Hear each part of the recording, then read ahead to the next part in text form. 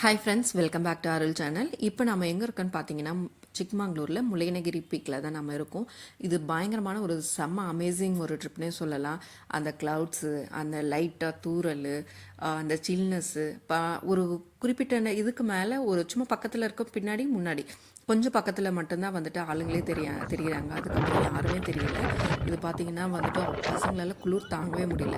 அப்போவே வந்து கீழேயே கேட்டாங்க, ஸ்வெட்டரெல்லாம் எடுத்துக்கிட்டிங்களா, ஸ்கார்ஃபெல்லாம் எடுத்துக்கிட்டிங்களான்னு சொல்லிட்டு நாங்கள் அதெல்லாம் தேவையில்லை அப்படின்னு சொல்லி நினச்சோம்.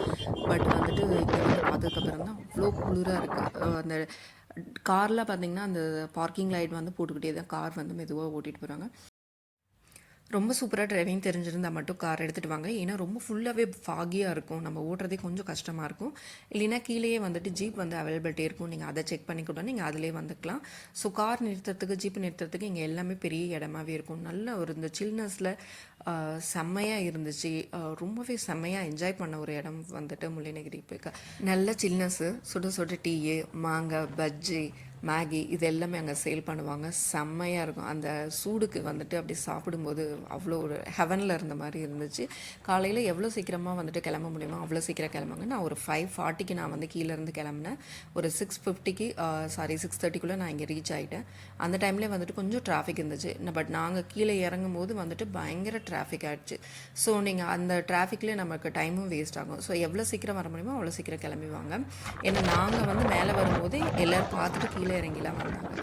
எங்களால் ஓரளவுக்கு பயங்கர விண்டு வந்துட்டு மேலே நிற்கவே முடியல.